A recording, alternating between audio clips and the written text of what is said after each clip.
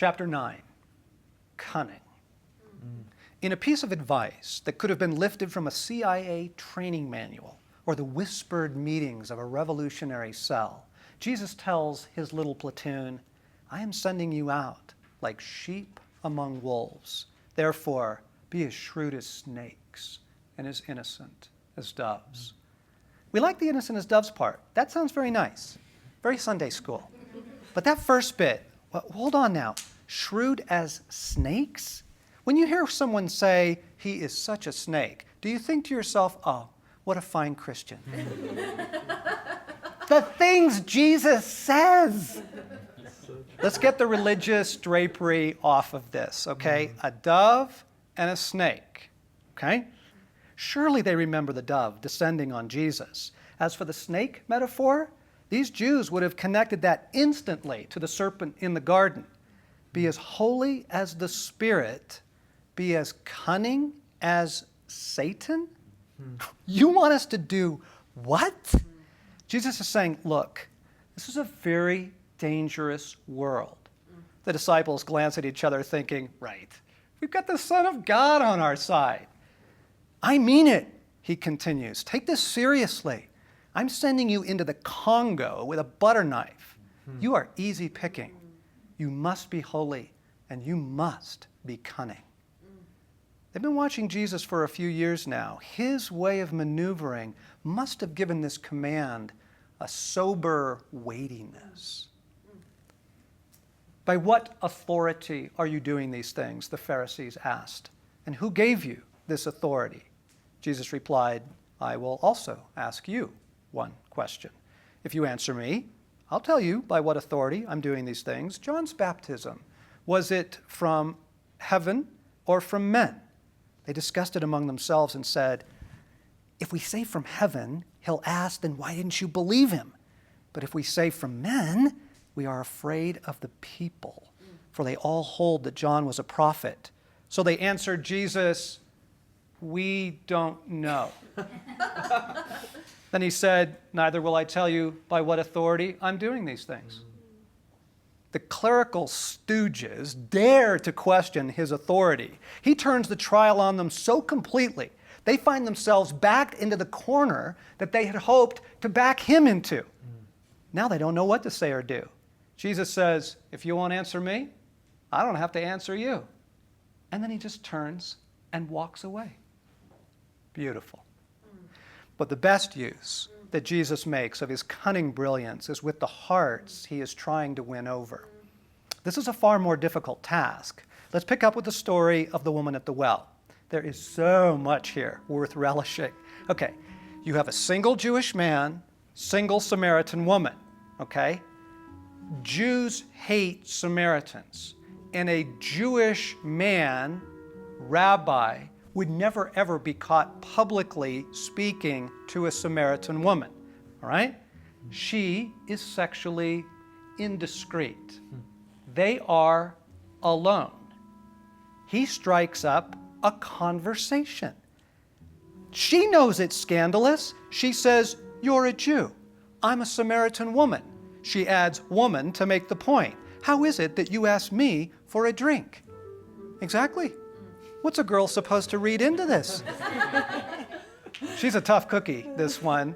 A more submissive first-century Palestinian woman with no legal rights would have just drawn the water and not said a word, whatever she might have been thinking.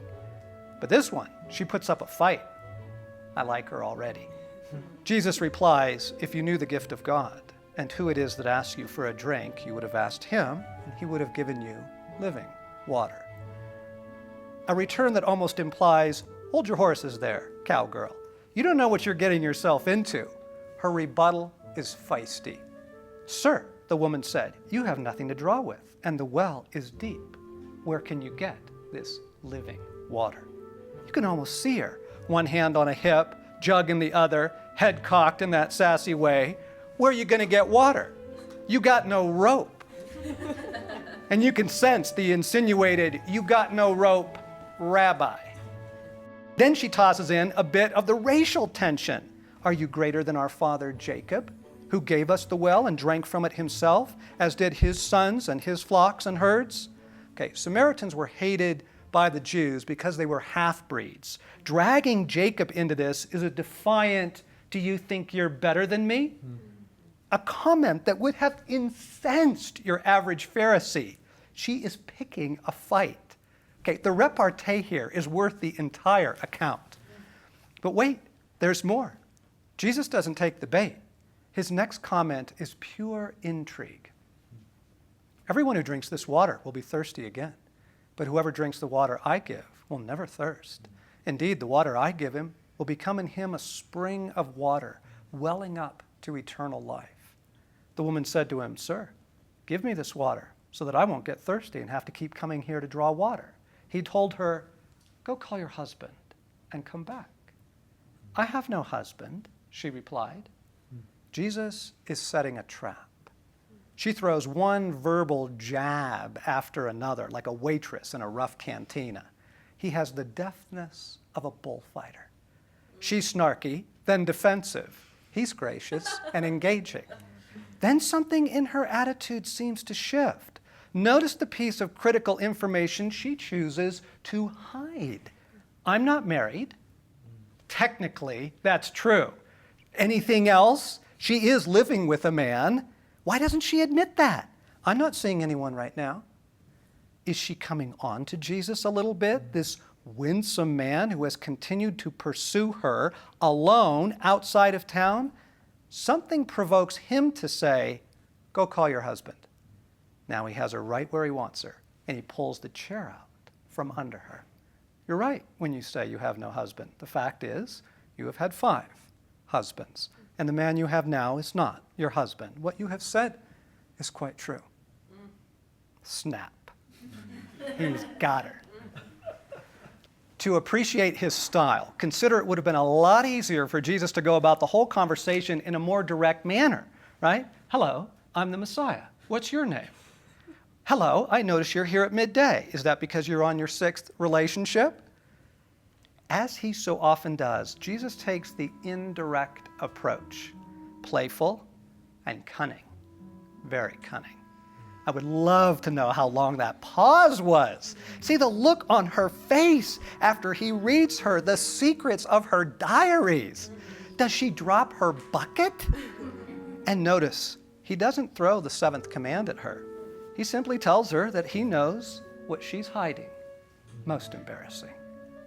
She actually tries one more racial religious card, maybe to deflect the attention off of her. Jesus holds his ground. He must be smiling at her now because she doesn't fight back after that. I know that Messiah is coming. When he comes, he will explain everything to us.